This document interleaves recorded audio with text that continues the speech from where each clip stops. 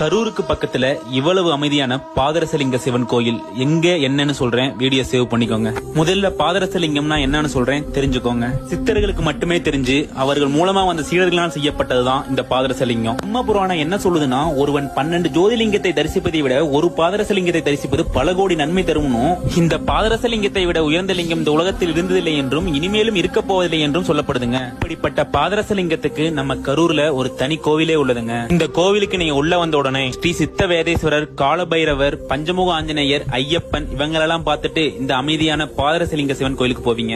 இந்த பாதரசலிங்கத்தை சுத்தி 26 சித்தர்களின் சிலை வச்சிருக்காங்க. இந்த சித்தர்களின் சிலைக்கு கீழே அமர்ந்து நீங்க தியானம் பண்ணா மன அமைதியும் மன நிறைவும் கிடைக்கிறத நீங்களே உணர்வீங்க. இந்த கோவில் லொகேஷன் கரூர்ல இருந்து 5 கிலோமீட்டர் டிஸ்டன்ஸ் உள்ள வெண்ணமலை என்கிற ஊர்ல இருக்குங்க. இந்த கோவிலை பத்தி இப்பதான் தெரிஞ்சுக்கிறீங்கன்னா உங்க ஃப்ரெண்ட்ஸ் அண்ட் ஃபேமிலிக்கு ஷேர் பண்ணி விடுங்க. இந்த மாதிரி கோவிலை பத்தி தெரிஞ்சுக்க நம்ம பேஜை ஃபாலோ பண்ணிக்கங்க. Thank you so much. Bye by.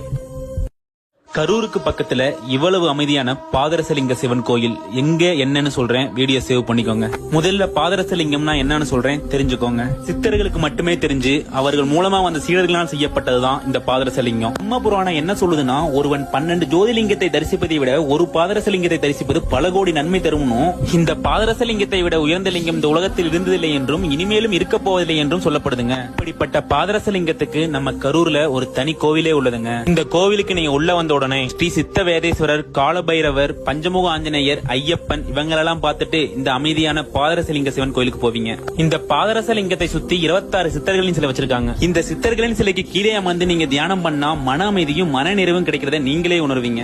இந்த கோவில் லொகேஷன் கரூர்ல இருந்து 5 கிலோமீட்டர் டிஸ்டன்ஸ் உள்ள வெண்ணமலை என்கிற ஊர்ல இருக்குங்க. இந்த கோவிலை பத்தி இப்பதான் தெரிஞ்சுக்கிறீங்கன்னா உங்க ஃப்ரெண்ட்ஸ் அண்ட் ஃபேமிலிக்கு ஷேர் பண்ணி விடுங்க. இந்த மாதிரி கோவிலை பத்தி தெரிஞ்சுக்க நம்ம பேஜை ஃபாலோ பண்ணிக்கங்க. Thank you so much. Bye by.